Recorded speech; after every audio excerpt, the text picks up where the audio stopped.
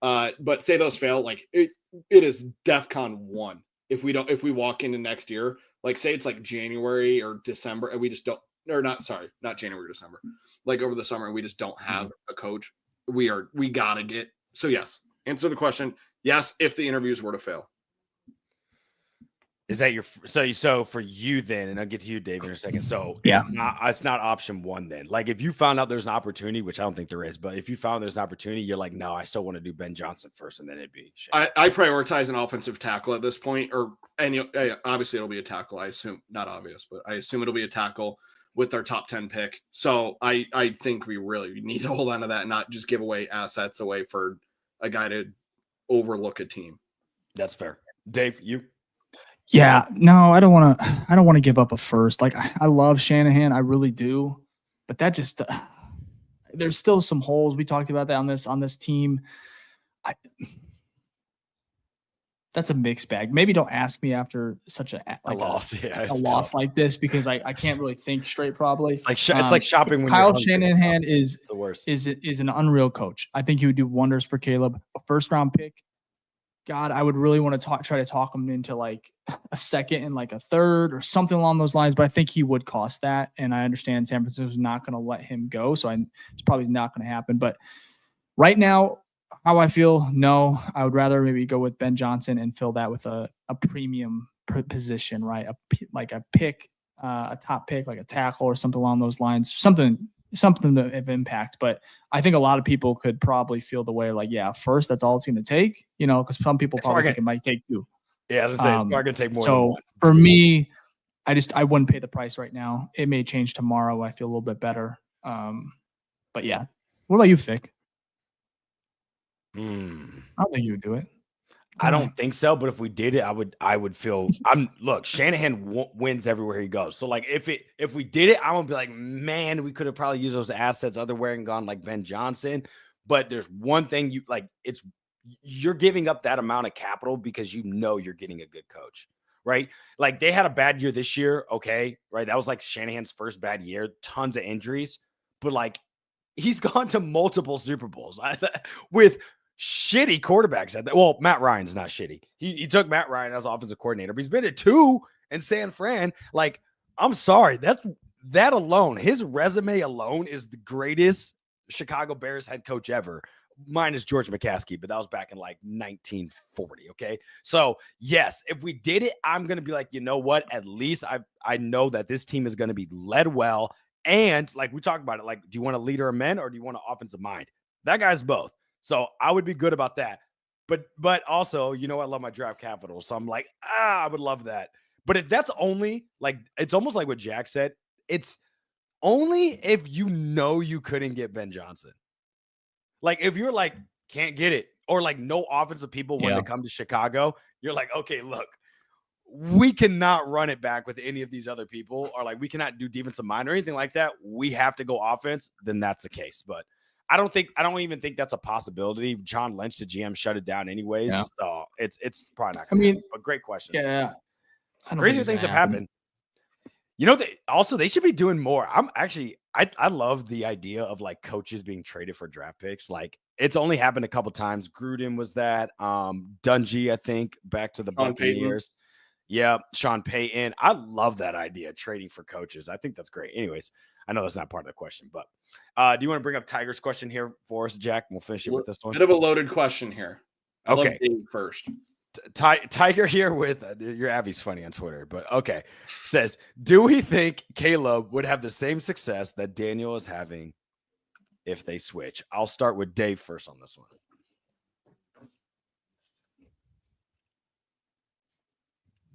Yeah.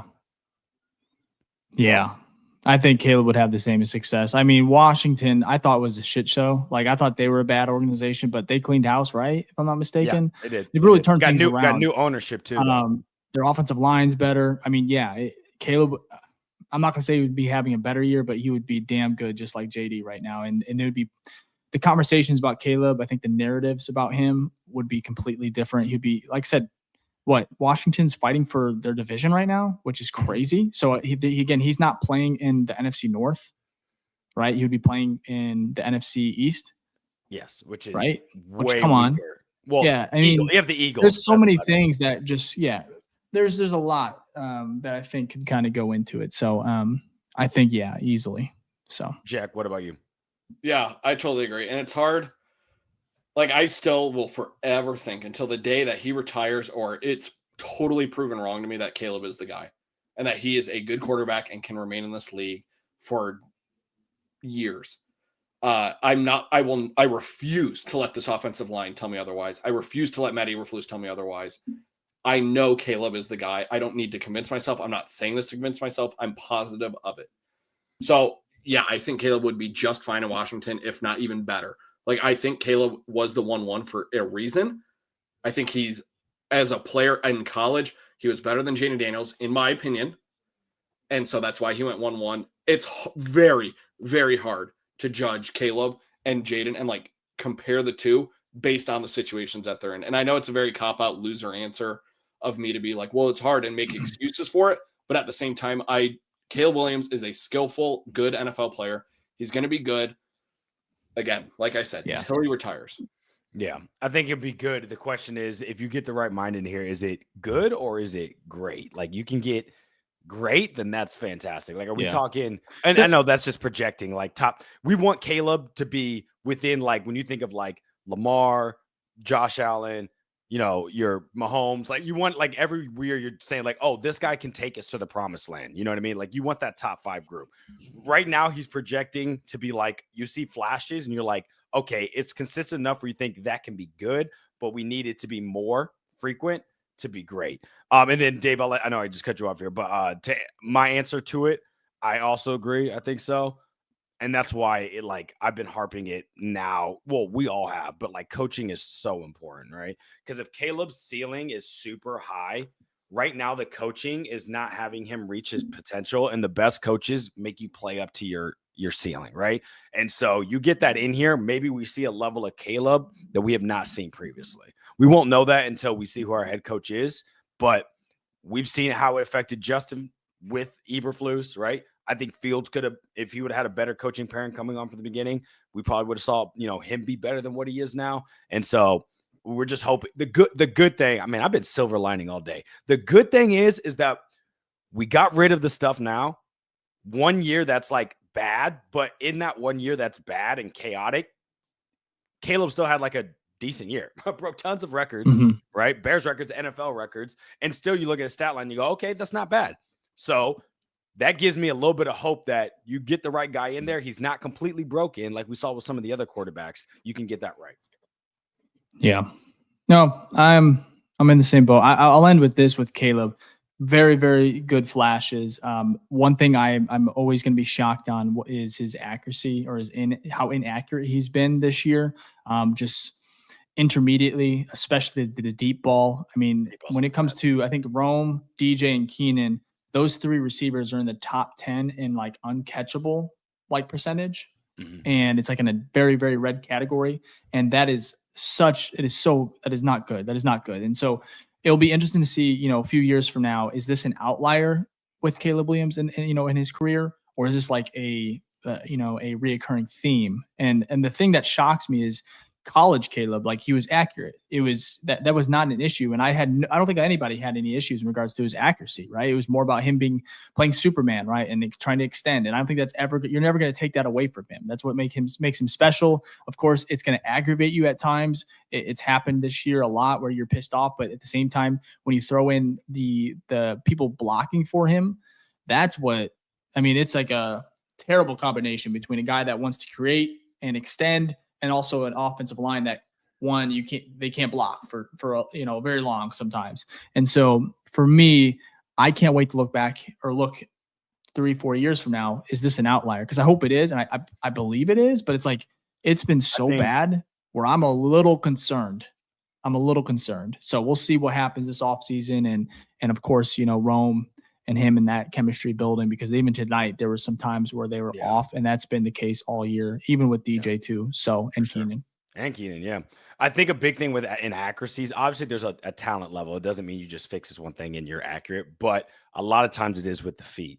So hearing that he said, my biggest issue this season has been footwork, it is like a little promising because it's like at least you would know that, okay, this is probably leading to some of my inaccurate throws. So, and what's good, I heard Aaron Rodgers talk about this and how you approach, and Tom Brady, how you approach the offseason. It's like you can't fix everything in the offseason. First of all, in the season, you can't fix anything, right? There's too much stuff you have to focus on. You can't, like, if your footwork is bad coming in week 1, by week 17 is not going to be much better. It could be slightly improved, but it's not going to be significant because you're worried about so many other things. So it's good to see in the offseason, if that is the main issue, that's the one thing he tackles, and we see that significant change. Like that again, I'm being very hopeful after a very shitty season. So I could be just sipping the Kool-Aid, but I don't know. I have more faith in this quarterback that I've had in any quarterback in my time.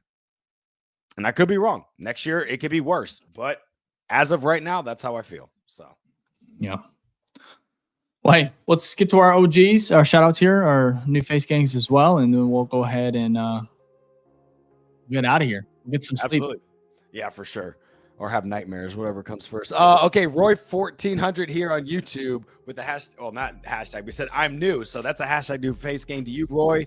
Thank you for hopping on the BFR podcast. We really do appreciate that. We got our OG in here. Alex, really do appreciate you hopping on. Said hashtag OG, really enjoyed ranting with y'all tonight. Dare I say we spoil the Packers next week?